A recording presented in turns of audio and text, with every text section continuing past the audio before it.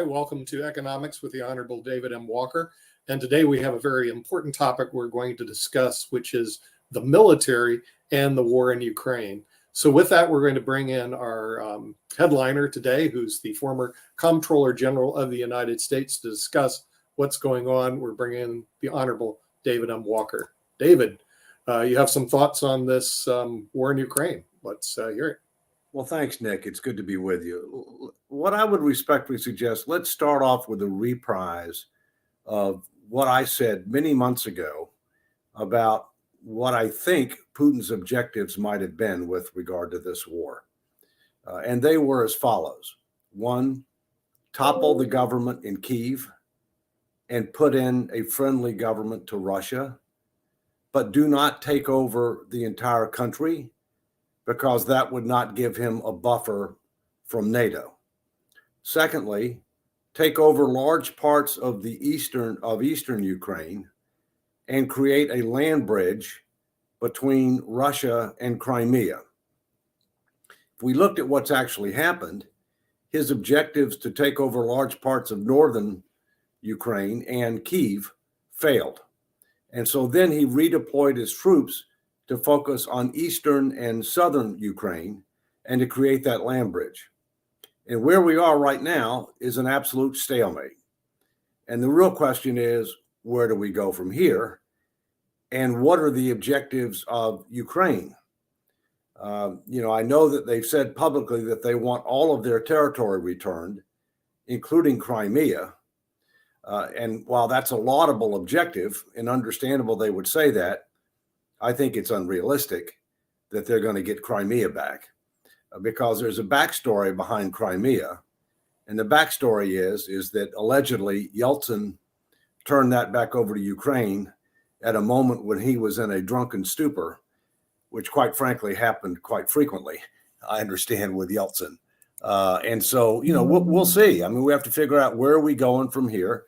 And again, what are Ukraine's objectives? I'd be interested in what Sasha or you or others might have as to what Ukraine's objectives are. Then we can end up, talking about various issues, including not just Ukraine, but what are the lessons from Ukraine for other parts of the world, including Taiwan? And what about what happened this past weekend in the United States, where the U.S. took down a spy balloon, and what are the implications there?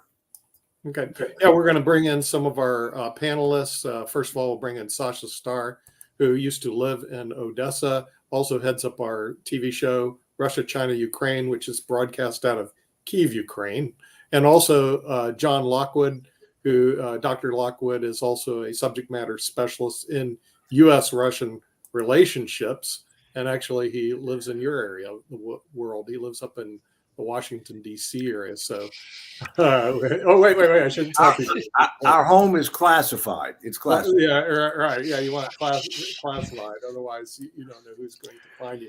So I guess we'll start with Sasha, because you've been following this war pretty carefully, Sasha, since it started almost a year ago. And what are your thoughts about where are we going from here? Okay, one important correction. David, it was not Yeltsin who gave Crimea to Ukraine. Khrushchev. It happened Khrushchev in 1954. It was they were celebrating 300 years of Ukraine joining Russia, which is absolutely fictitious story, which is absolute lie, 100%. However, that's what they're teaching in school to all the Russian school children. And by the way, so when that happened, Yeltsin was a schoolboy going to school in the city of Yekaterinburg, now Yekaterinburg, formerly Sverdlovsk. Now, what Ukrainians want, and also I would like to elaborate on what Putin wants. Ukrainians want very simple thing.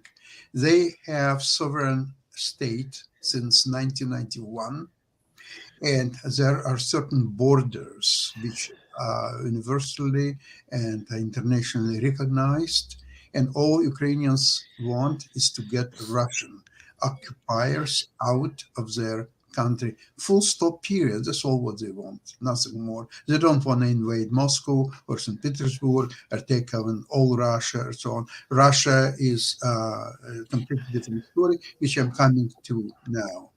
What really now, it's very important thing to understand what Putin wants and what Russia wants. There are two completely different and opposite things. Russia doesn't want anything. They want to live their life as they used to live for the last 800 years. They don't want anything from anybody, and that's all what there is to it. Now, on the other hand, Putin really wants, he's fighting now for his place in history for next 1500 years. And for that, he wants to go into history as a unifier of all Slavic lands. And also he wants to reestablish the Russian or formerly Soviet Empire. And one thing is obvious, whether you listen to Brzezinski or Bismarck, or it doesn't matter who, that without Ukraine, there is no such thing as Russian Empire, period, full stop. So now what to do? So to recreate the Russian Empire, Putin needs to take Ukraine, not just South Ukraine or Eastern Ukraine or just Crimea. He needs all Ukraine. Here is what's the most important thing to Putin. The problem is that the establishment of Russian and Ukrainian people, but to him Russian people, much more important, was happening 1,000 years ago in Kievan Rus. It was Kiev Rus. The Moscow hasn't even existed at that time. So all the Slavic civilization came over in Ukraine, in Kiev, not in St. Petersburg, which was established several hundred years later, not Moscow 300-400 years later. No, it was Kiev, it was Kievan Rus, where today Ukrainian Republic is. And without Ukraine and without that part of the story, what is Russia actually? It's Asian country which was ruled by Mongols for 250 years. There was not even a country existed at that time. What existed at the time was so-called Ulus Juchi. Juchi was the eldest son of Genghis Khan. And that was that country all about. So it is later on when finally Mongols disappeared for their own problems.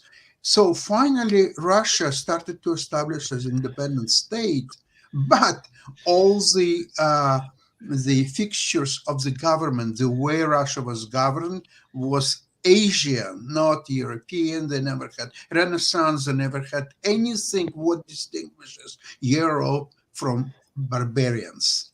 So Russia is definitely Asian, barbarian state, and that what is distinguished from Ukraine, which was always part of Europe.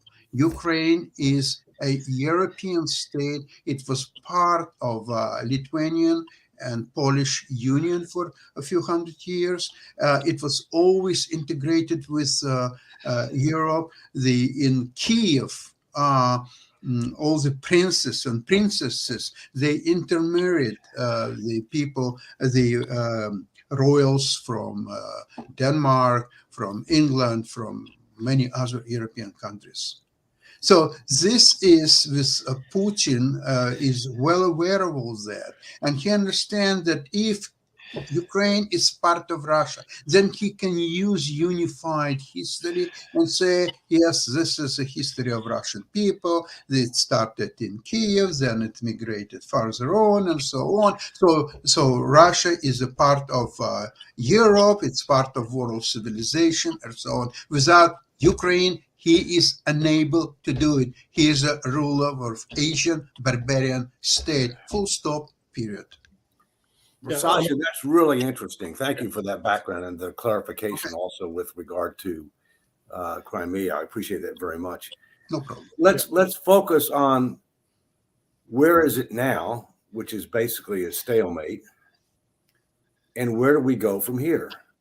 So I agree with you about what Ukraine wants. They just want Russians out of all of their territory. It's understandable, right? But the real question is, where do we go from here? And one of the latest things that we've heard mentioned was that there are some countries that are calling to admit Ukraine to NATO immediately, which I think is not realistic, but nonetheless, some are calling for that. And as you know, in order to be admitted, it has to be unanimous. And I can think of several countries that may not go along with that. But if that happened, that would basically pull NATO into this conflict with a direct confrontation with Russia. And I just don't see that happening. But I'd be interested from others that are on the. We'll go to Dr. Jonathan Lockwood, who actually wrote a book in this area, the Soviet view. Yeah, Russian view of U.S. strategy. Strategy, right. And let's listen to see what Dr. Jonathan Lockwood has to say. Well, Who's a subject matter expert on Russia and Washington, D.C. Yeah. David, based on the research that I had done previously, one of the things that is a very dangerous indicator is that when the Berlin Wall fell and the West Germans went into East Germany, they discovered the Warsaw Pact's war plans for war against NATO.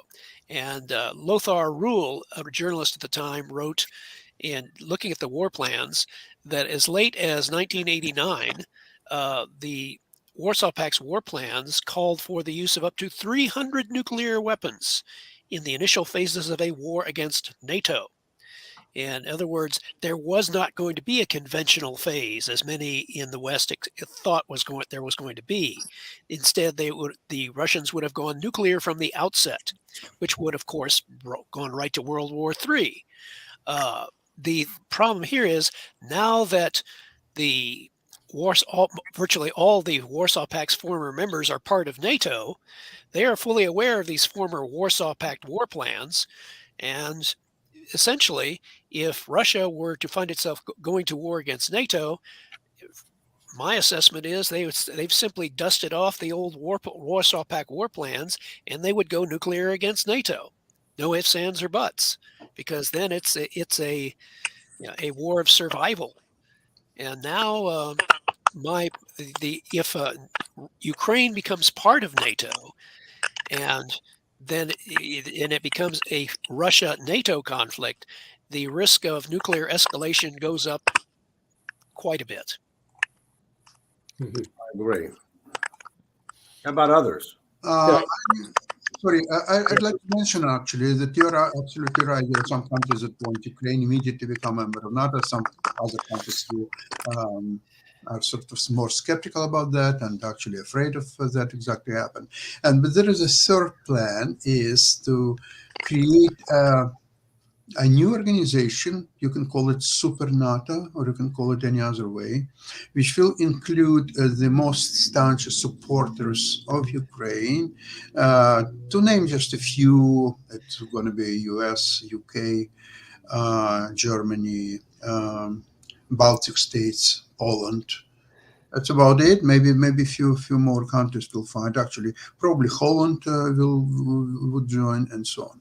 So these countries are more homogeneous and have a more united foreign policy, and including one for Ukraine.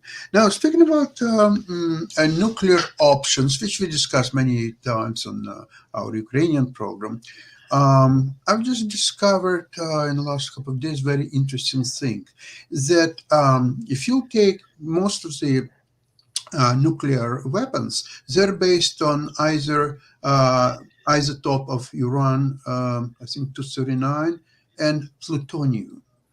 And the length, how long you can store that materials so they could still be used, they're not that great. The plutonium is 18 years, and uranium 239, I think, 235 rather. I think that one is only 30 years.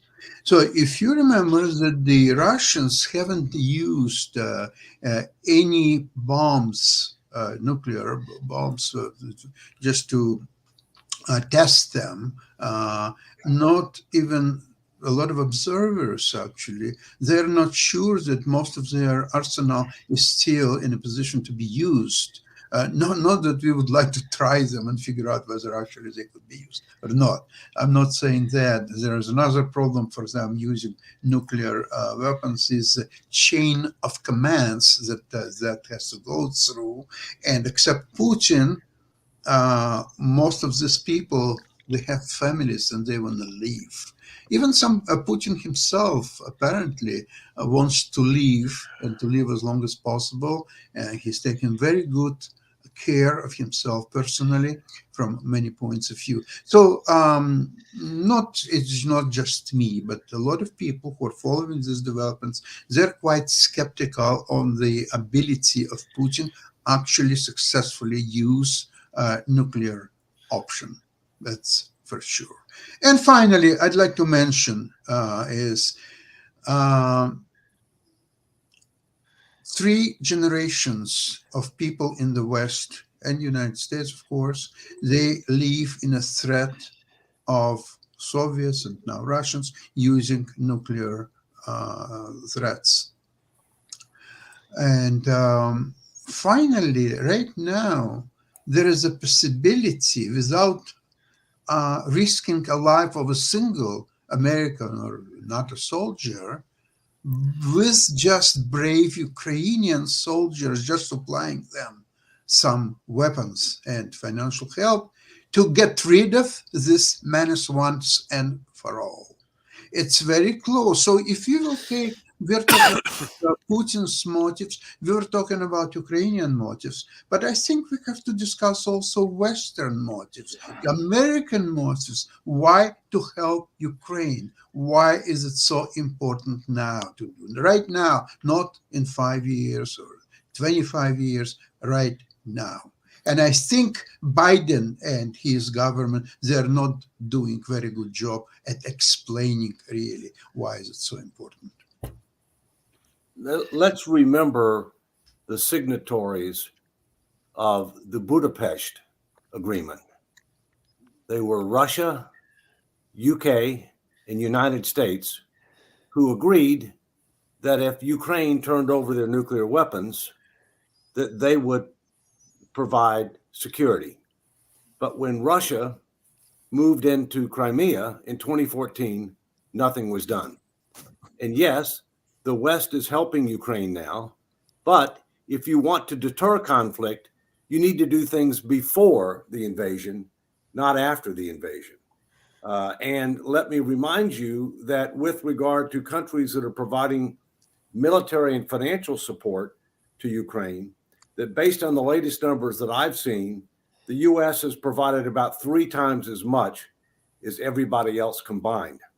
And the countries that are providing relatively more as a percentage of their GDP are the Baltic countries and Poland, which one can understand, and the UK. The UK has stepped up. But what about Germany?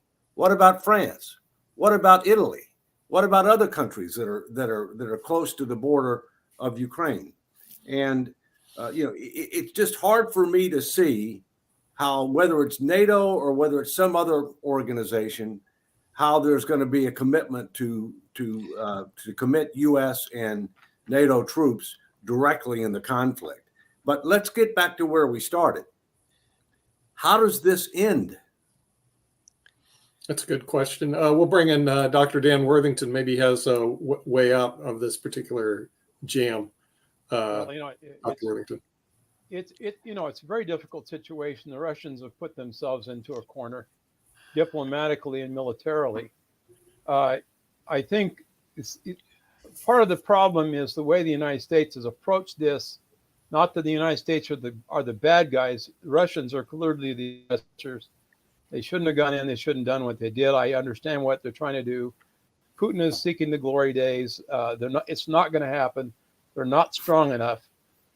Nuclear war would be their only option, and that's not an option because that would be mutually assured destruction. I don't care how deep they put their bunkers. The thing that the United States would have been better off strengthening Ukraine prior to the war, and plus encouraging Ukraine to be more like Switzerland rather than NATO. Because here's the thing, by keeping world parity politically and economically, that encourages peace, right? In the Arab Accords, Abraham Accords, they figured that out. Why should we be fighting each other when we could be benefiting economically by working together and cooperating? Well, Russia isn't, well, they are stupid because of what they've done, but Russia needs Ukraine in order to be economically viable in the future, right? They don't need to take it. They should have worked with the U.S. and other folks to make Ukraine Switzerland because of the resources and everything that are there. And so what have they done instead? They put a chokehold. They've destroyed the grain production. They've done all these things, which is absolutely against their best interest and the best interest of the world, and put the world at peril because of their short-sightedness, because Putin thought he'd be able to make quick work of this. He can't make quick work of this. Somehow they got to get back to Switzerland. I don't know how they're going to do it. I think there is another vision of Ukraine, is that Ukraine, as a result of what's going on now, Ukraine is already today, as we speak, is the second strongest army in the world after US. Obviously the strongest army in Europe. It's much stronger than England, UK, Germany, France, or Italy, never mind many other insignificant countries. So in fact, the Ukraine is the best guarantee for the all Europe, including Baltic states and Romania and Moldova and Poland and many, many others, being so strong and so well equipped. Remember, Putin made an ultimatum to West in December that we are going to make sure that you have to get all your armies out of Eastern Europe to the NATO border of 1997 and all the other garbage, whatever he said at the time. So now he's complaining to his people that, well, look, we are not fighting Ukraine, we are fighting NATO. And finally, he's right, 100% about it. Today, Ukraine is a NATO army with all the ways to fight. They were very well trained to fight in small groups and using GPS and other technologies. They're getting all the latest weapons now from the West, and I wouldn't be surprised if the next step will be F-16 fighters, and Ukraine will have overwhelming advantage over Russian army.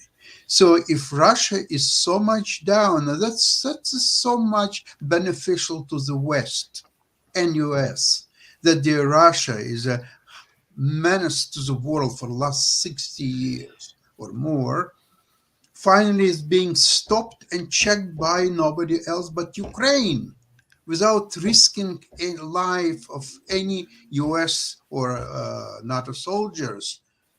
Unlike us in Iraq or Afghanistan or Vietnam or whatever, here no US life is at risk. So what are you fighting with yourself while being as Russia is being destructed economically, politically, militarily? And this is something what West was dreaming for the last, I don't know, I think since 1917, when there was a Bolshevik revolt in Russia. So West was dreaming for all this time now, more than 100 years, for demise of that menace. So finally it's here. But Sasha, I would respectfully suggest that the problem is not Russia. You said yourself, the Russians really don't want this. The problem is Putin.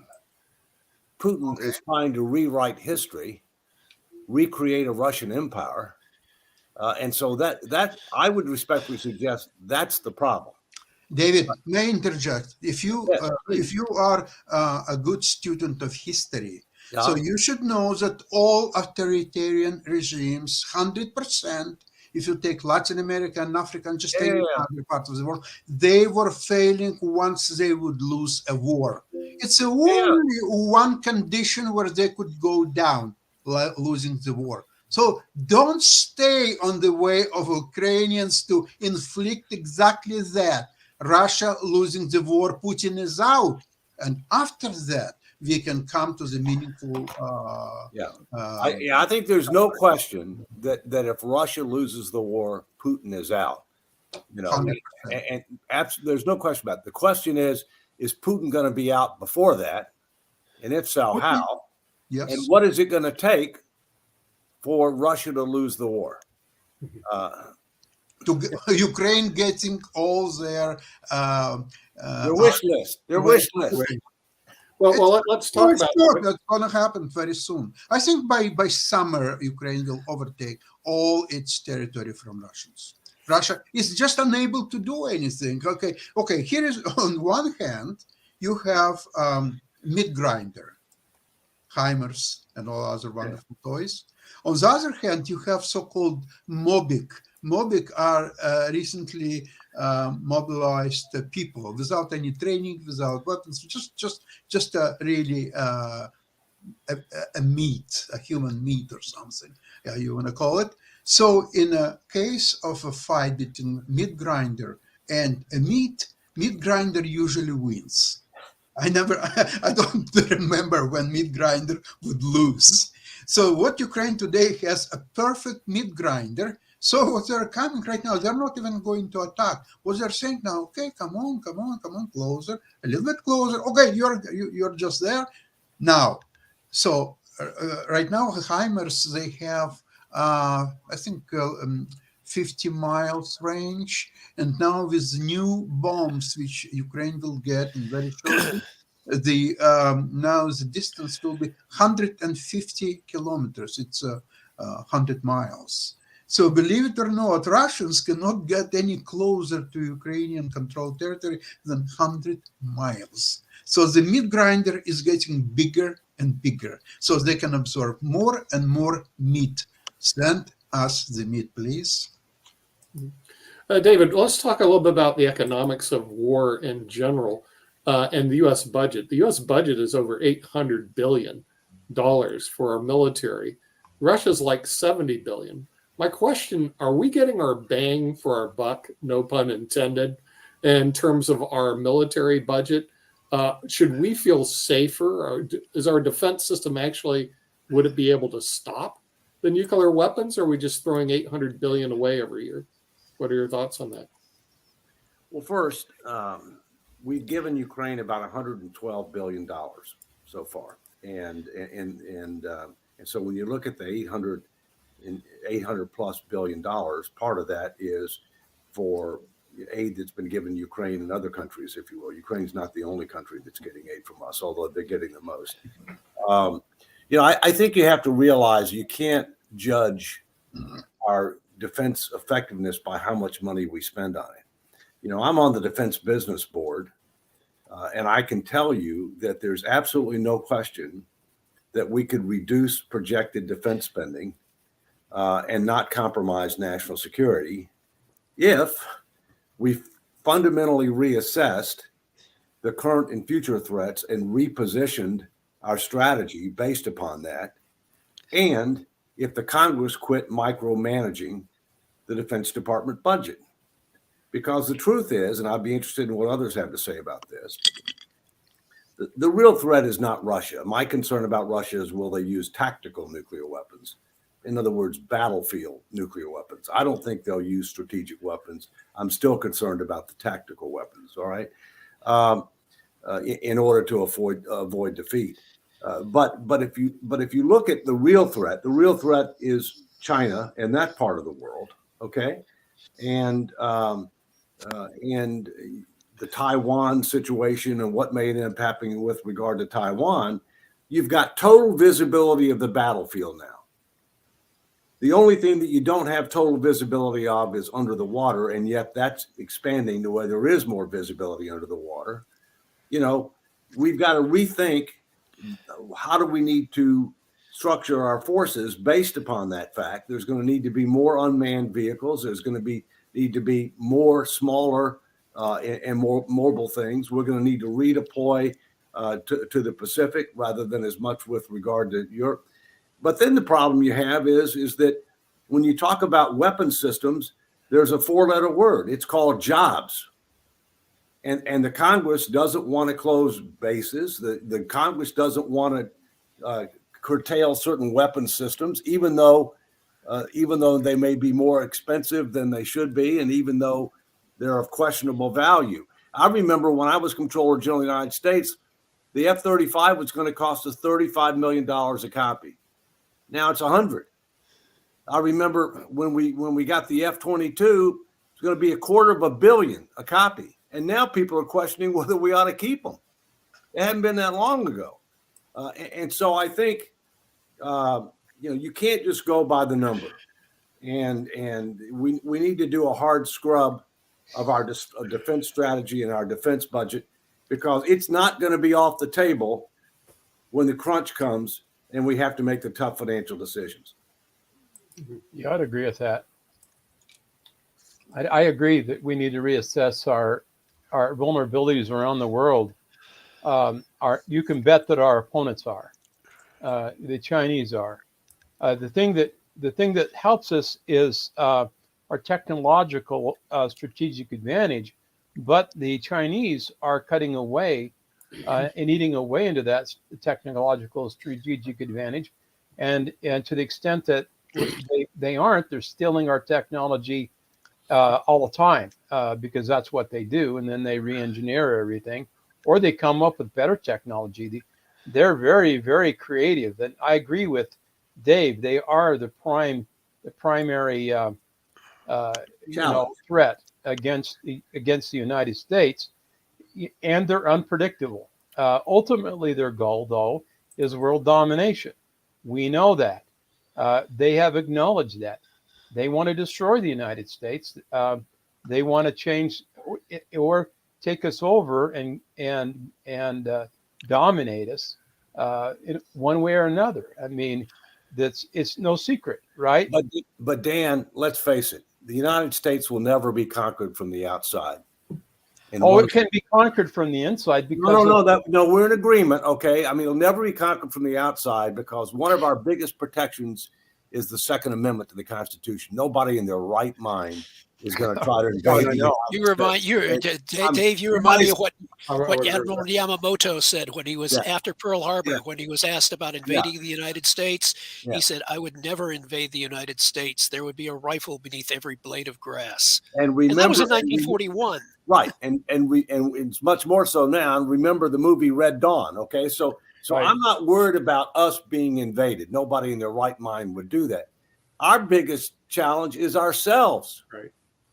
If we fail, it's because we did it to ourselves. Okay, let's look at this Chinese balloon that just came over, and I can stay a little longer. Okay, I think they were doing two things. They were testing our resolve. Yep. And they're testing our response time. That's right. On resolve, you can say we demonstrated some resolve, but why did we demonstrate resolve? We demonstrated it because it became public. I was in the Pentagon 3 days last week for defense meetings, and I became aware of this the same day the president did, and he made his decision. All right, but that was when it was over Montana. It had been over the Aleutian Islands in Alaska well before that. It should have been taken down then. Right. So the bottom line is that we demonstrated some resolve, but our response time was poor. Yeah, the biggest threat to the United States from a thermonuclear perspective is the Russians or the Chinese or whoever delivering an EMP device over the United States and exploding it, blinding us and destroying our technology, and then keeping us from being able to have a responsive strike capability. That's always been the problem. EMP. Yes. EMP. What? Right. EMP. Yeah. What Biden administration has done, and any other administration that allows something like that to happen, is pure and absolute negligence. From a defense standpoint, why in the hell let a China launch anything over so unless they knew that it didn't have a nuclear device on it, there's ways to tell. But it certainly was an act of aggression on the part of the Chinese. It was done deliberately. There's absolutely no question in my mind. Dave, you're absolutely right. They did a similar thing in the southern hemisphere. There's another balloon going there. So this was not an accident. And they must think we're stupid to think that, well, they do. They think we're stupid. I do think that's right. And maybe Biden is. I don't know. Supposedly during the Trump administration, they told the same stuff, right? But I don't know the truth of that or what happened before. But you're right. We need to be able to respond and be able to respond more decisively and quicker to things like that, so that we know that we can, if we have to. Back in the 70s, in the early 80s, the Russians pulled the same crap. They deteriorated a satellite over North America. You remember that, Dave? Yes. And created the same kind of issue. We went to DEFCON 2 because we didn't know it had a nuclear reactor on it. We didn't know what they were trying to do. And so this is a very real issue that needs to be addressed. And so in our technology wish list, we need to have anti-ballistic missile technology and anti-stealth missile technology, hypersonic missile technology. We need to be developing other defense strategies that can take care of these problems immediately. I mean, why in the hell didn't we? I mean, we should. I mean, we have laser. I'm not going to talk about specific technology we have, but we have other technologies that can come to bear in those kinds of things. I think they're trying to see what we would do and what technology would do to knock down the balloon. So he sent an airplane up over the Atlantic too late and blew it out of the sky. Dan, may I ask you something? But it's now been brought to our attention that during Trump administration there were 3 such balloons flying. Oh, I mentioned that. So what makes sense for Trump who was very much anti-China politics, and he ignored these balloons? And I don't know the specifics. It also hasn't been verified. No. That's an assertion. Yeah, maybe. It's not been verified. Okay. Of course, that's what they're going to say, right? The reports I've been getting. Well, but the problem is it's all partisan, right? I mean, the current administration is going to say, well, this happened in the prior administration, whether it did or it didn't. And the prior administration is going to say, no, it didn't. So, we don't know. Biden wouldn't know. He was hiding in his basement. How would he know anything? The reports I've been getting from China, because I do distribute to China now, they're actually waiting for the internal destruction of the American empire, which is what they call us. Okay. And then the emergence of the Chinese empire, which they call themselves. And they believe we're stupid. In other words, they'll even put that on their stuff. Americans are stupid. Americans are behind the times. And that we're eternally going to implode like the Roman Empire did. And the new empire that will govern the world will be the Chinese. Do you remember the lessons from Rome, which is in my book? Okay. See if this sounds familiar. Rome lasted over 1,000 years, but it fell for a number of reasons. See if these sound familiar. Fiscal irresponsibility, political incivility, decline in moral values, overextended military, and inability to control its borders. Do those sound familiar? Sound awfully familiar. Awfully familiar, unfortunately. Yeah. Unfortunately, Well, the thing is, that's the Chinese strategy. The Chinese strategy is, no, we're not going to invade the United States. No. We're just going to implode just like Well, Venezuela. wait. Let's be fair. They are actually invading the United States. They have a presence in every major research university in the United States. They own land around all of our military complexes and develop intelligence and gathering. We let them buy our land. We should not let them buy our land. What we're doing is absolutely stupid because we do not have a defensive strategy or an economic strategy against China that doesn't create And the reason is they have the money to spend, right? And that's our fault too, because we consume their goods and they eat it up and they turn it around and throw it in our face. Mhm. Dan, how are we going to stop somebody, whether it's another country or anybody else, and maybe this is for Dave as well, from actually purchasing land? Because I do agree that there is a lot Just of pass a Chinese law interests and that are prevent it. in there. But I'm just saying, can that law be passed They control constitutionally our that ports, you several of our ports as well. They purchased No. our ports. Actually, we do have a Foreign Yeah. Investment and Real Property Tax Act called FIRPTA, and they could put some more teeth into FIRPTA to stop the acquisitions of real estate in the United States. The real thing is that the United States is basically asleep to the emergence of China. I mean, their GDP is growing at 8% per year. Ours is a little less Oh, than right now it's 3%. at about right now they're at about 3.5 because they Well, lost. they went down but, because but of they're COVID, right. still more than us, and It's still more than us. And the thing is, we have debt problems that they don't have. And so the thing is, what they're waiting for is really the implosion of the American empire. Same to Venezuela, what happened to Rome. They really believe that that's going to But happen to the United States. Nick, but You I got know people this is like I know this Soros is an that are trying to economic make that show and happen. everything, but to Dan's point, every city that I know of, I mean, we've got several of them here in Durham.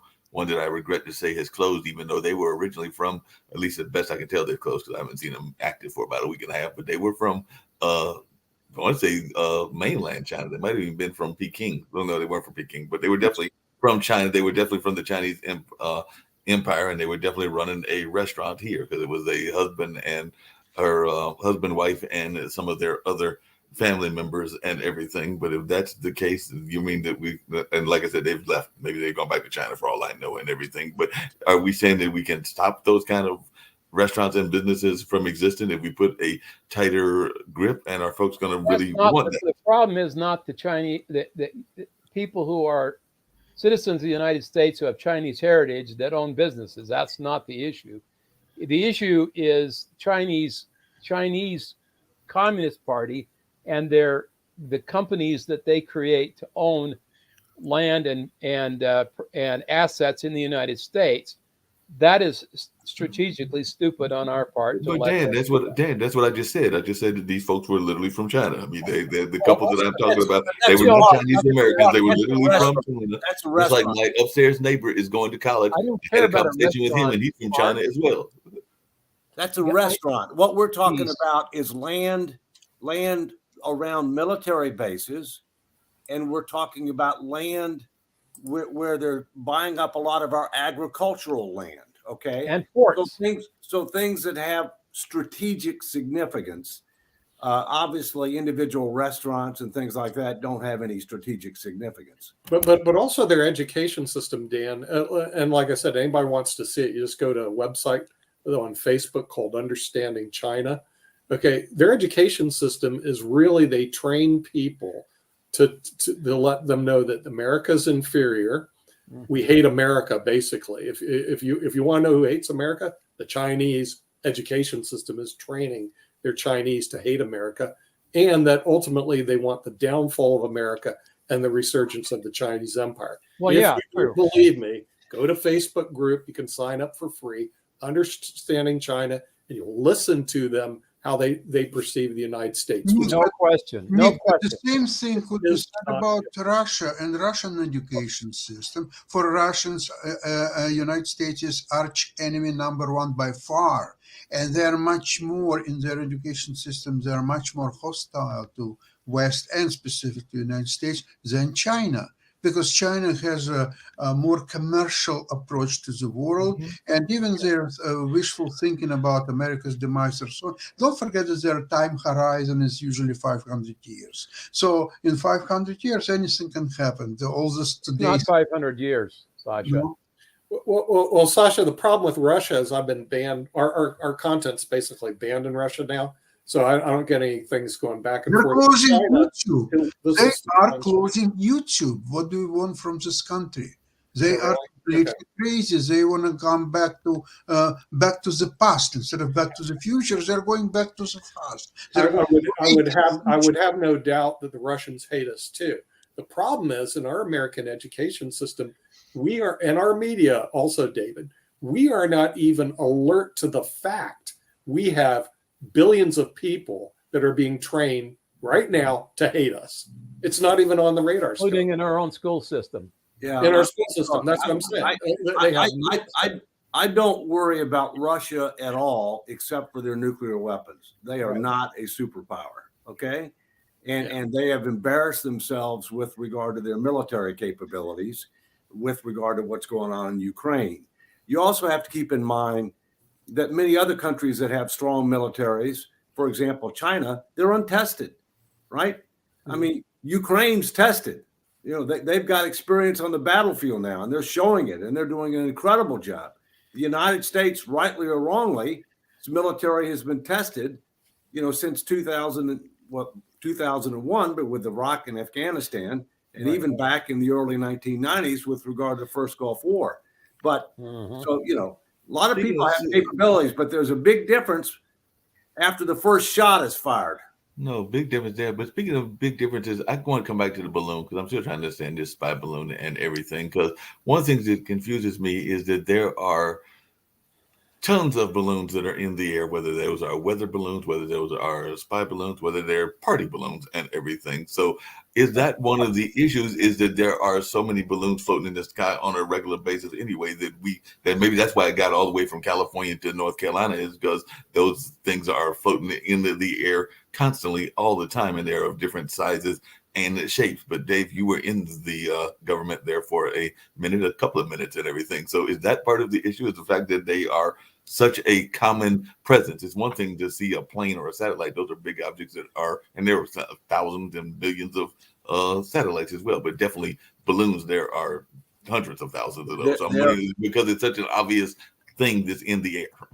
This balloon was much, much larger than a typical balloon, and it was flying at a much, much higher altitude than a typical balloon.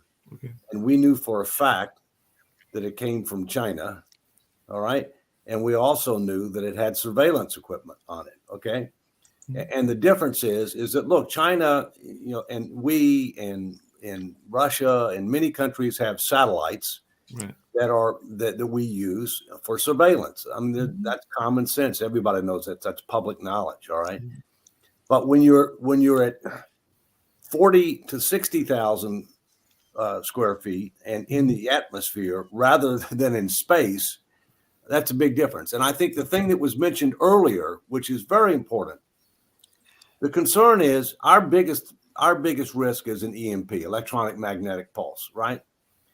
And how might that be delivered? You know, if you explode a nuclear device, you know, in the atmosphere, it can end up having devastating consequences for our financial system, for our energy system, for everything, right? And so the real question is, what's on this thing? And is it a test for something in the future? But to that same point, that's where I was going at when I mentioned the people that I knew, and it's not like I know tons of Chinese folks and everything, but can't you say the same thing to some degree about somebody that is owning a restaurant or is taking a school course for Duke? I'm assuming that that's what they're doing, but I don't know that for a fact. They could be spies for all I know, and everything in that nature and everything. So that, while I hear what you're saying is that they could be very mild-mannered and innocent in what they're doing, but I don't know that for a fact. Well, what we don't want to do is what the United States did in World War II, the Japanese Americans. Right, I agree. We do not want to stereotype and say just because you're of Chinese heritage that we have to be concerned about you. I mean, that was a scar on this country, just like slavery, Agreed. The much bigger scar on this country. Mm-hmm.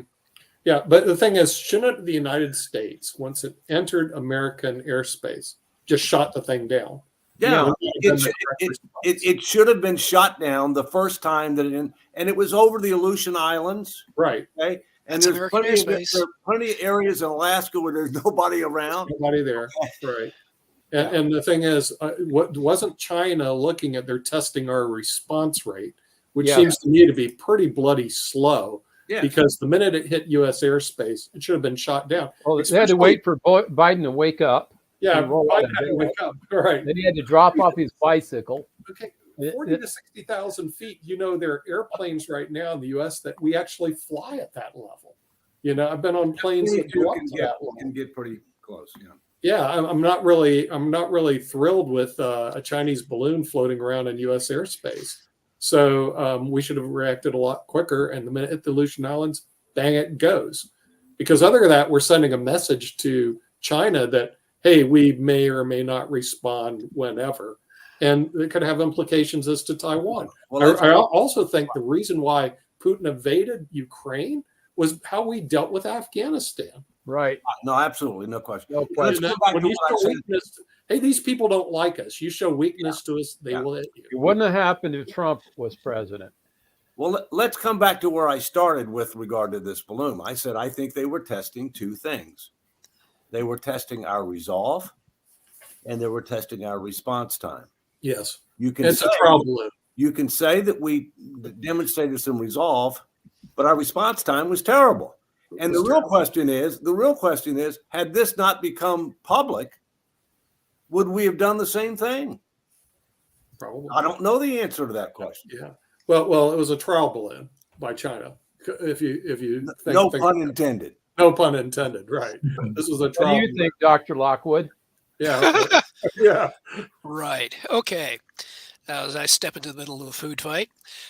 In any case, one of the things that I've discussed frequently with Sasha is that because Russia has been placing such an emphasis, and to a certain extent, China, they place a great deal of emphasis on the value of their nuclear weapons arsenals as means not only of great power status, but also as means of potential leverage.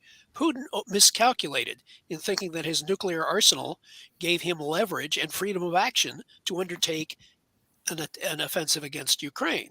He has miscalculated on several levels.